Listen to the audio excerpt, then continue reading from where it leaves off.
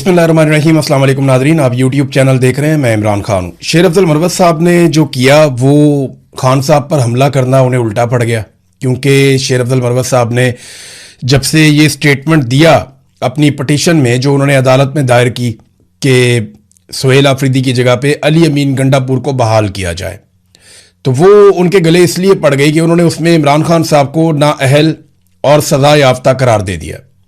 अब ये करने की वजह से शेर अफजल मरवत साहब की अपनी पोजीशन बहुत ज़्यादा ख़राब हो गई और पाकिस्तान तहरीक इंसाफ के अंदर लोग लगातार अब ये मुतालबा कर रहे हैं कि क्योंकि शेर अफजल मरवत साहब ने इमरान खान साहब को नाअहल कहा है अपनी पटिशन में और सजा याफ्ता कहा है, तो उन्होंने एक जवाब पैदा कर दिया सबके लिए कि शेर अफजल मरवत से वो इस्तीफ़े का मुतालबा करें।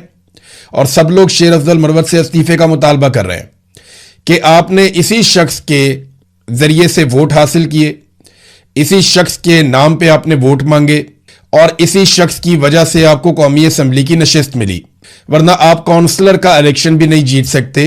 ये पाकिस्तान तहरीक इंसाफ के लोगों की अक्सरियत कह रही है और वो शेर अफजल मरवत को चैलेंज कर रहे हैं कि क्योंकि आपके बकौल इमरान खान नाअहल भी है और सजा याफ्ता भी है, लिहाजा आप उसकी दी हुई जो भीख है वो वापस कर दें और आप कौमी असम्बली की नशिस्त छोड़ें और जाकर दोबारा इलेक्शन लड़ें ताकि आपको आटे दाल का भाव पता चले। वैसे शेर अफजल मरवत साहब अगर अपने इलाके में इलेक्शन लड़ें तो वहां के जो लोग कहते हैं, जो मरवत कबीले के लोग हैं, उनका यह कहना है कि यहां से शेर अफजल मरवत अगर सही तरह इलेक्शन लड़ें और सही तरह नतीजा आए तो ये अब वाकई काउंसलर का इलेक्शन भी नहीं लड़ सकते। इमरान खान साहब की मुखालफत करके इन्होंने अपनी मकबूलियत तबाह कर ली है। बहरहाल ये तो शेर अफजल मरवत साहब से मुतालबा पाकिस्तान तहरीक इंसाफ कर रही है, ये तहरीक इंसाफ में ही हुआ करते थे, फिर इमरान खान साहब ने इनको पार्टी से निकाल दिया। अब वो इमरान खान साहब को अपनी पटिशन में नाअहल भी कह रहे हैं, सजा याफ्ता भी कह रहे हैं। हाँ, लेकिन गंडापुर से उनकी अच्छी दोस्ती है और वो चाहते हैं कि गंडापुर वापस आ जाएं उस सीट के ऊपर जिस सीट पे अब सुहेल आफरीदी साहब वजीर आला खैबर पख्तूनख्वा हैं। अच्छा, मजे की बात यह है कि अगर गंडापुर को इमरान खान साहब ने इस्तीफे के लिए कहा और सुहेल आफरीदी इमरान खान साहब की चॉइस है, लिहाजा क्योंकि इमरान खान साहब सजा याफ्ता हैं और नाअहल हैं तो उनके कहने पे इस तरह की तब्दीली नहीं हो सकती। ये पटिशन है ना, तो इस तरह तो गंडापुर भी वापस नहीं आ सकता। उसकी वजह समझिए आप, इमरान खान साहब को सजा हुई थी और वो नाअहल हुए थे 2024 के इंतखाबात से पहले। तो अली अमीन गंडापुर साहब जब पहली मरतबा वजीर आला खैबर पख्तूनख्वा बने तो वो इमरान खान साहब के हुक्म के मुताबिक बने थे, तो फिर तो वो भी हुक्म गलत हो गया।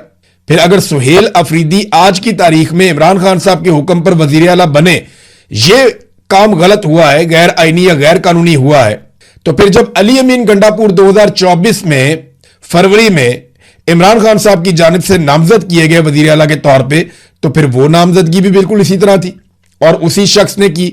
उस वक्त भी वो सजा याफ्ता थे और उस वक्त भी वो नाअहल थे। तो ये वाला नुक्ता शायद मरवत साहब मिस कर गए। अगर बचेंगे सुहेल आफरीदी नहीं तो बचत तो फिर अली अमीन गंडापुर की भी नहीं होगी। और अली अमीन गंडापुर ने अपनी पहली तकरीर में और कई मरतबा यह कहा था कि इमरान खान ने मुझ पर भरोसा किया, इमरान खान ने मेरा नाम दिया, इमरान खान ने मुझे वजीर आला खैबर पख्तूनख्वा बनाया। ये वो अपने मुंह से एक मरतबा नहीं दर्जनों मरतबा कह चुके। तो अगर सुहेल आफरीदी नहीं बचेंगे तो फिर अली अमीन गंडापुर साहब भी नहीं बचेंगे। तो मरवत साहब का जो गेम है वो उल्टा पड़ गया, उल्टा उनके ऊपर तनकीद हो रही है। जो लोग थोड़े बहुत शेर अफजल मरवत के लिए कोई गुंजाइश रखते थे वो लोग भी अब शेर अफजल मरवत के खिलाफ हो गए। बुशरा बीबी से जुम्मे के रोज मुलाकात करवा दी गई, क्योंकि मुलाकात तो आपको पता है मंगल को होती है, लेकिन कुछ चीजें तय हो रही थी और मैंने आपको बताया था पाकिस्तान तहरीक इंसाफ के साथ बातचीत की जा रही है कि बुशरा बीबी से मुलाकात करवा देंगे, लेकिन बातचीत बाहर नहीं आनी चाहिए। और ये बात जो है मोहसिन नकवी साहब कर रहे थे और पाकिस्तान तहरीक इंसाफ के लोगों से जो लीडरशिप है उनसे बातचीत हो रही थी। तो फाइनल ये हुआ कि बातचीत कोई बाहर नहीं आएगी। इमरान खान साहब किस हालत में है, उनकी हालत क्या है, वो क्या कहते हैं और उनका मूड क्या है, उनका कोई स्टेटमेंट ये बाहर नहीं आना चाहिए। कोई पॉलिटिकल बातचीत नहीं होनी चाहिए। तो बुशरा बीबी से उनकी फैमिली की मुलाकात करवा दी जाएगी। जब यकीन दहानियां करवा दी गई तो बुशरा बीबी से उनकी फैमिली की जुमे वाले दिन मुलाकात करवाई गई और इस मुलाकात से कोई खबर अभी तक बाहर नहीं आई। पहले बुशरा बीबी की बहन मरियम रियाज वट्टू वो लिख दिया करती थी अपने ट्विटर अकाउंट पे, उस पर भी एतराज किया गया। तो अब किसी किस्म की खबर नहीं आई। कोशिश करेंगे पता करने की कि बुशरा बीबी ने जेल में क्या कहा, हालत उनकी कैसी है, इमरान खान साहब की कैसी है। लेकिन मैंने आपको यह बताया कि फिजिकली इमरान खान साहब फिट है, उनकी आंख का मसला बहुत सीरियस है और कैद तन्हाई में उनको शदीद तकलीफ दी जा रही है। ये वो हकायक हैं जो इस वक्त मुझे फर्स्ट हैंड इंफॉर्मेशन है, जो मुझे पता है, थोड़े दिन पहले मैंने आपको बताए थे। नाज़रीन, एस्टेब्लिशमेंट ज्यादा सूबे बनाना चाहती है पाकिस्तान में, और ये बात बार बार एस्टेब्लिशमेंट से जुड़े हुए लोग करते भी हैं। एस्टेब्लिशमेंट इस बात को फ्लोट भी करती है मार्केट में कि जितने ज्यादा सूबे होंगे, सूबे ज्यादा होने चाहिए, सूबों के पास इख्तियारात कम होने चाहिए, छोटे छोटे यूनिट्स बनने चाहिए, लेकिन इख्तियारात उनके पास बहुत महदूद होने चाहिए। सारे इख्तियारात वफाक के पास होने चाहिए और वफाक पे पाकिस्तान की मिलिट्री एस्टेब्लिशमेंट यानी आर्मी चीफ और चंद जर्नैलों का मुकम्मल कंट्रोल होना चाहिए। यह है वो निज़ाम जो पाकिस्तान की एस्टेब्लिशमेंट बनाना चाहती है। लेकिन पीपल्स पार्टी और पीएमएलएन को बड़ी तकलीफ होती है जब भी सिंध और पंजाब की तकसीम की बात आती है।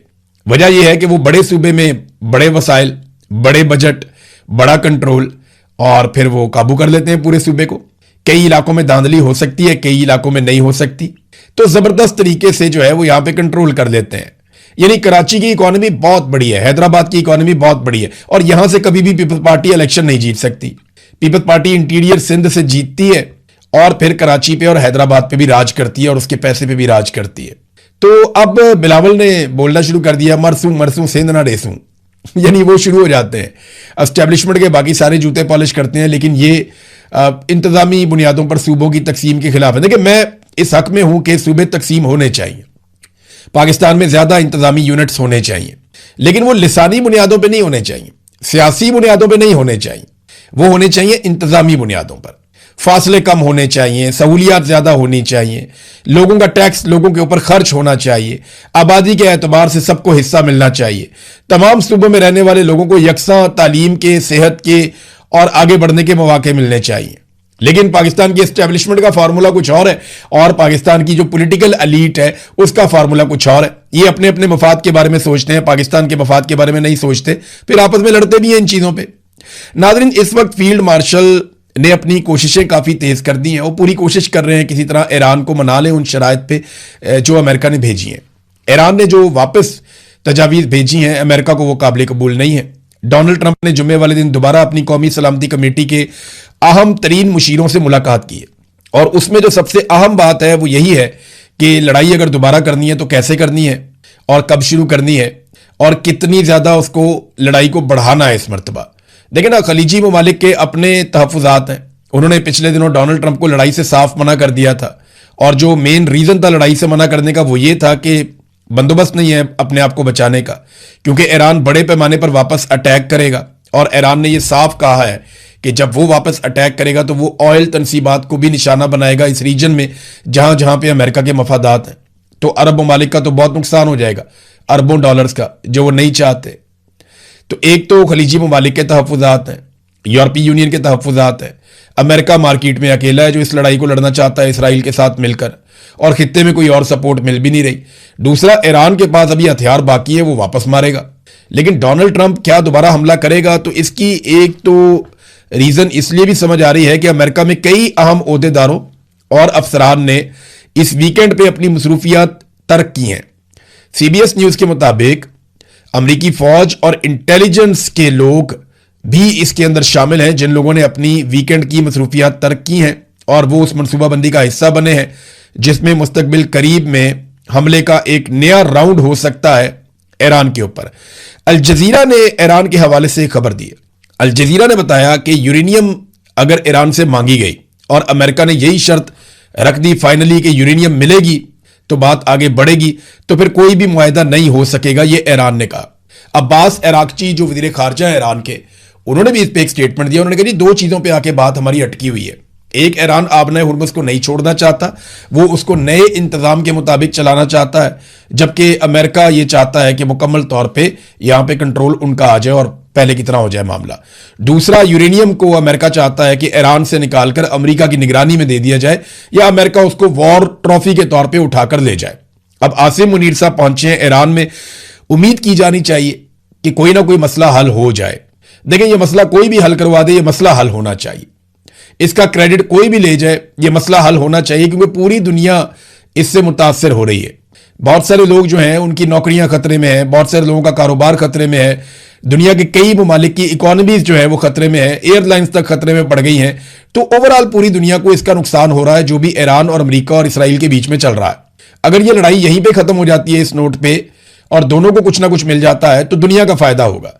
लेकिन ईरान अमेरिका को उतनी बड़ी फेस सेविंग देने को तैयार नहीं है जितनी बड़ी डोनाल्ड ट्रंप मांग रहा है। तो क्या आसिम मुनीर साहब ऐसा कुछ लेकर दे सकेंगे? यही सवालात उनके इस दौरे में सबके ज़हन में रहेंगे। बहरहाल सबकी नजरें इस बात के ऊपर हैं कि ईरान जो है फाइनली क्या जवाब देता है पाकिस्तान को, क्योंकि उसके बाद तो फिर मुझे लगता है कि लड़ाई वाला सीन होगा। अमेरिका को एक मरतबा फिर दबाव डालने के लिए लड़ाई में जाना पड़ेगा। अमेरिका लड़ाई में कितना आगे जा सकता है? जब डोनाल्ड ट्रंप बात करता है पूरी सिविलाइजेशन को कत्ल करने की, तो वो तो एक एटमी हमले टाइप की चीज लगती है और दुनिया डर जाती है। फौरी तौर पे दुनिया में पेट्रोलियम मसनूआत की कीमतें ऊपर चली जाती हैं, हर तरफ एक खौफ और राज फैल जाता है कि डोनाल्ड ट्रंप ने बड़ी खौफनाक बात कर दी है। तो नाजरीन, अब आसिम मुनीर साहब पहुंचे हैं ईरान में, देखते हैं कि वहां से क्या निकलता है। लेकिन डोनाल्ड ट्रंप ने 2 स्टेटमेंट दिए, वो बड़े इंटरेस्टिंग है। एक स्टेटमेंट तो डोनाल्ड ट्रंप ने दिया कि मुझे किसी ऐसे शख्स के साथ लंच करने से नफरत है जो बहुत ही ज्यादा कामयाब हो। तो पाकिस्तान में तो एक ही शख्स के साथ लंच किया था उन्होंने, जो फील्ड मार्शल आसिम मुनीर हैं। डोनाल्ड ट्रंप उनकी तारीफें तो बहुत करता है, लेकिन साथ ही डोनाल्ड ट्रंप ये कह रहा है, अच्छा वैसे उसने ये भी कहा था कि मैं नालायक लोगों के साथ रहना पसंद करता हूं और उनके साथ रहना मुझे अच्छा लगता है क्योंकि वहां मैं अपने आप को लाइक महसूस करता हूं। डोनाल्ड ट्रंप ने खुद कहा था कि मुझे ऐसे लोगों में रहना पसंद है जो ज्यादा कामयाब ना हो अपनी जिंदगी में, और अभी उन्होंने फिर कहा कि मुझे ऐसे शख्स के साथ लंच करने से नफरत है जो बहुत ही ज्यादा कामयाब हो। पाकिस्तान में से लंच खाली आसिम मुनीर साहब ने किया है डोनाल्ड ट्रंप के साथ। ये डोनाल्ड ट्रंप का ये कि जो मेरी तारीफें करता रहे, मेरी खुशामद करता रहे, मेरी गेम उठा के रखे, मेरे जूते पॉलिश करता रहे, वो बंदा मुझे पसंद है, मैं उसको टाइम देता हूं।